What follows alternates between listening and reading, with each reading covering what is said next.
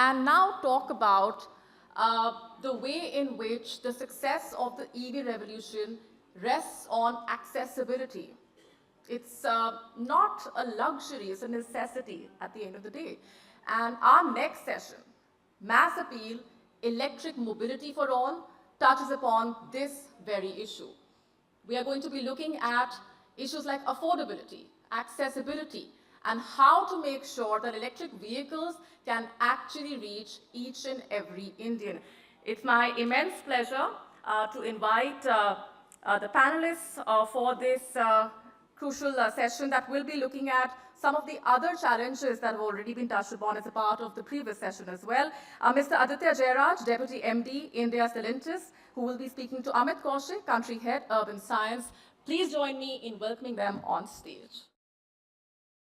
Good evening, everyone. So welcome to this session, and welcome, Aditya.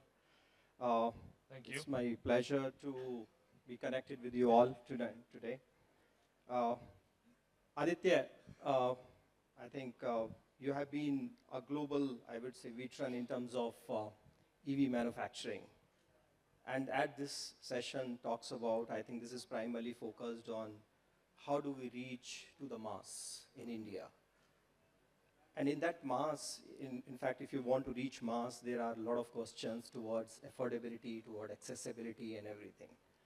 So the first thing I would like to understand from you, Aditya, is from your experience in some of developed markets like North America, in comparison with India, if we compare these two consumers, what is the key differentiations in terms of buying pattern towards buying an EV and considering an EV over a regular ICE vehicle? So what's your thought on that? So I think, consumers world over, they have one common thread. And the thread is they want to see value. Right? The level of value may be different. Right. What they consider as value may be different. But that's one common thread. So if we look at EVs today, right? Let's look at why consumers, let's say, are buying EVs. Right?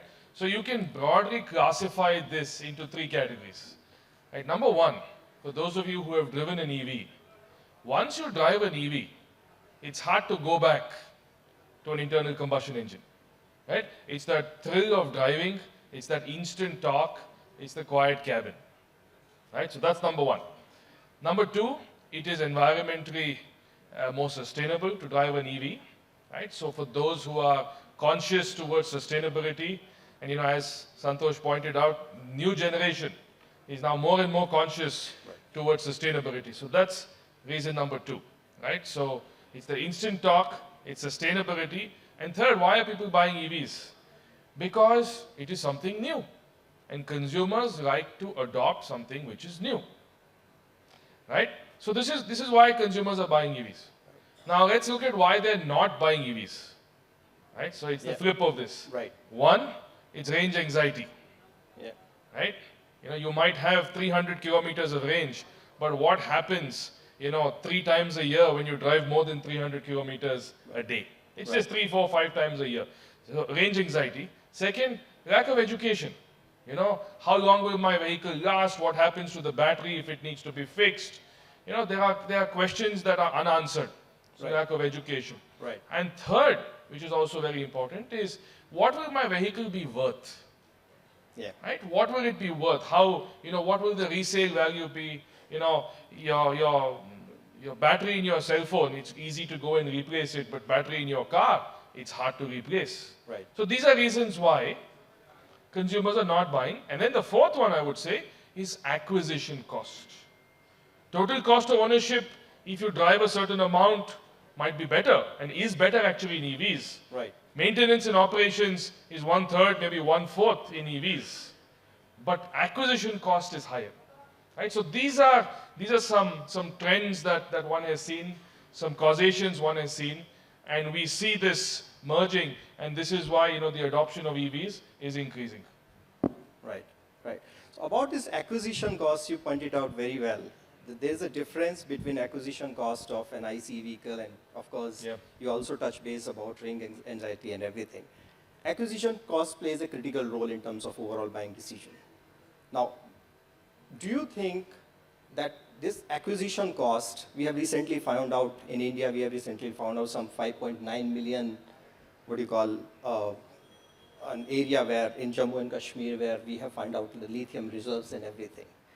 So do you think finding out that reserve of lithium can help India bringing down that overall cost in near term? Because if you look at the stats, we are still like contribution of EVs in India. I'm talking of the overall EV market in India. We have done like roughly 59,000 so far in this year.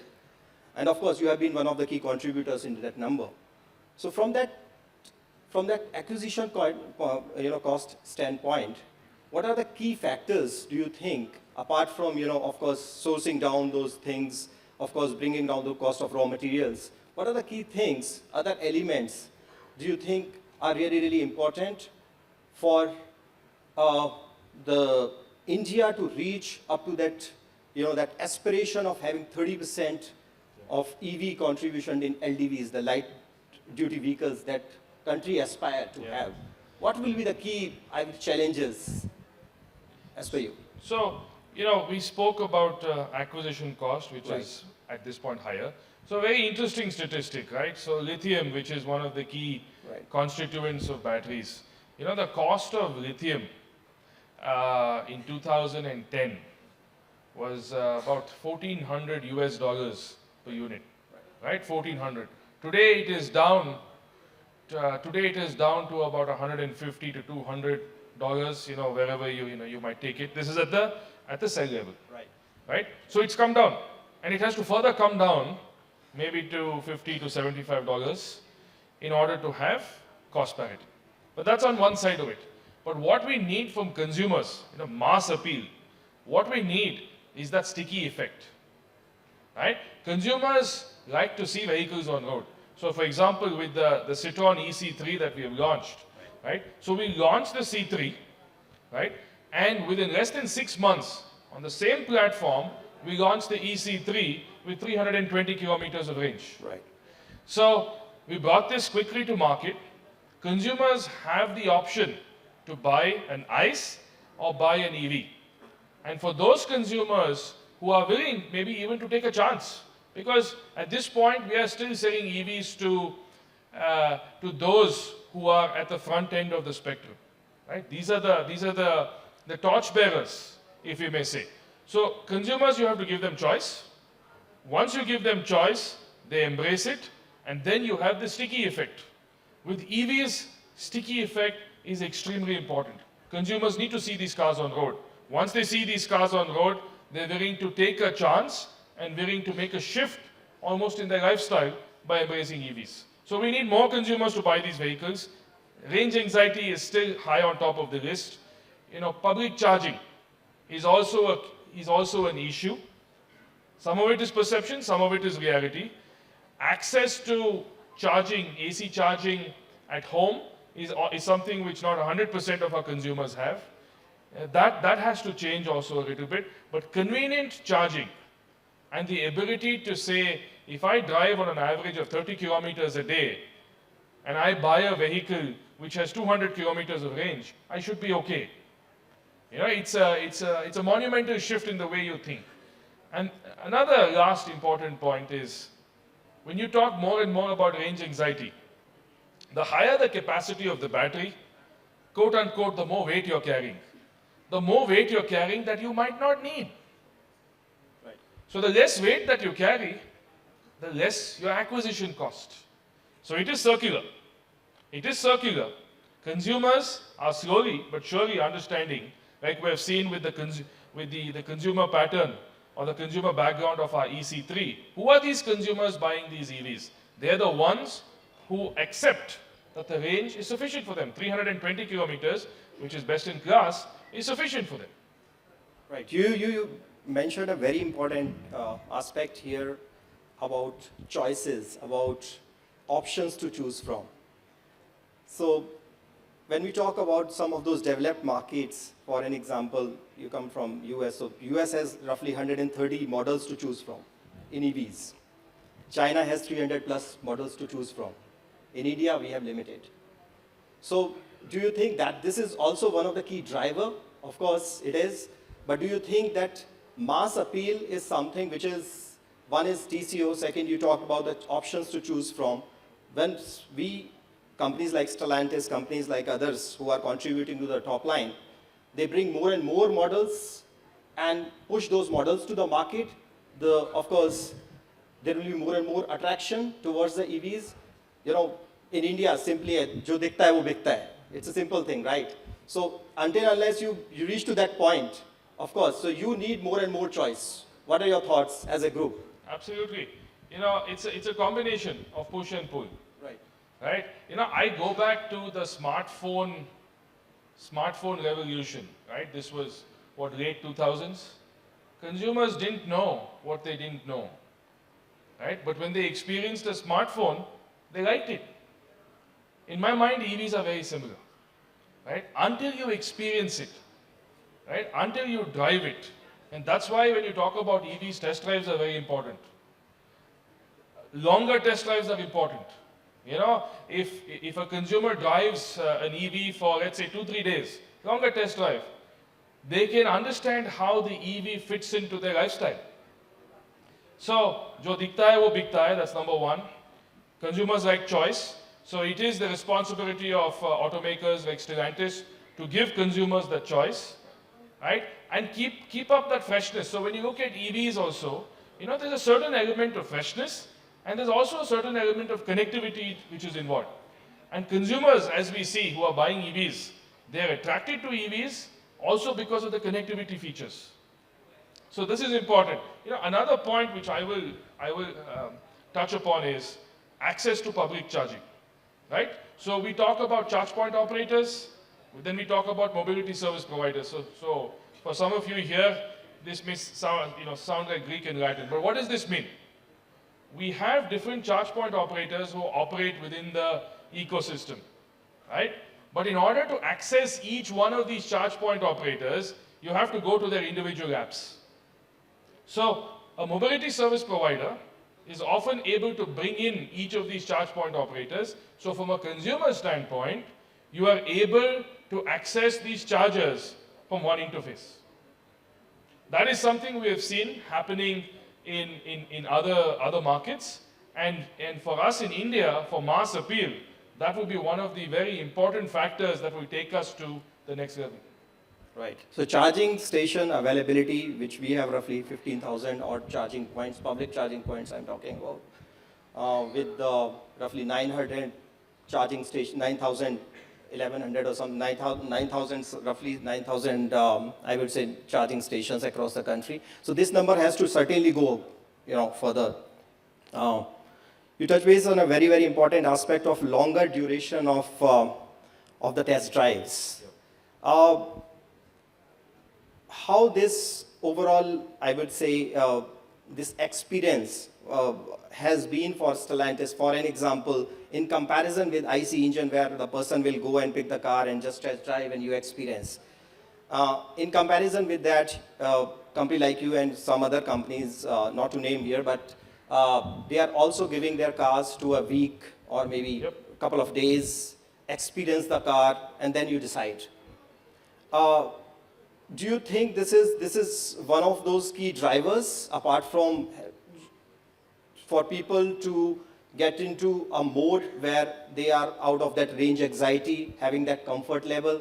You also touch based upon that telematics and everything. But that more and more connectivity and telematics you bring to the vehicle, there is a probability and vulnerability towards some risk, Right. some of hackings that we have recently seen in Germany, some of Tesla's, charging station being hacked and everything. So do you think that's one of the risks, or do you think this is something which is go along with the EV development, the overall EV development in India?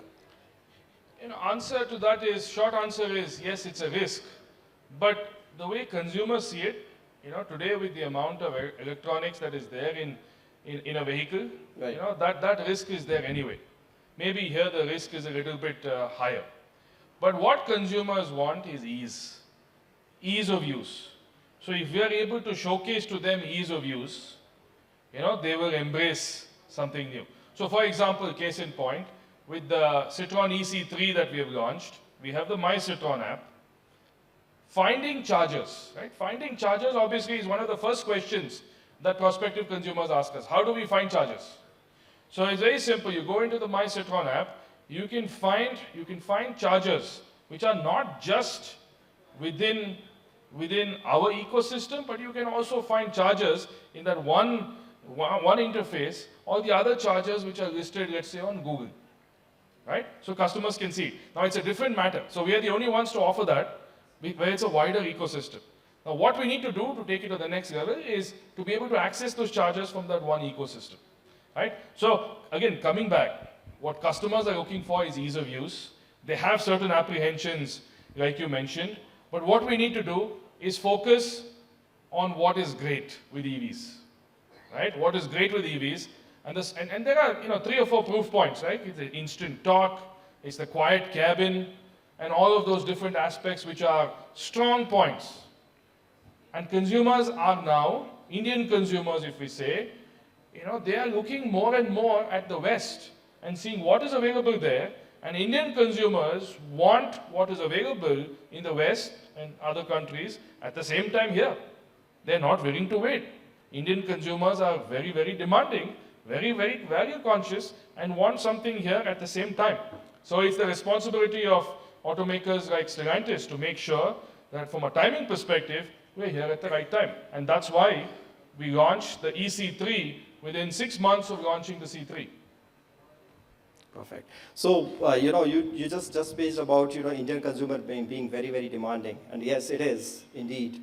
And of course, very, very price sensitive as well. So, having two things together, do you think that this also leads to a situation where Indian consumers also need to be catered through a different, I would say, experience and channel?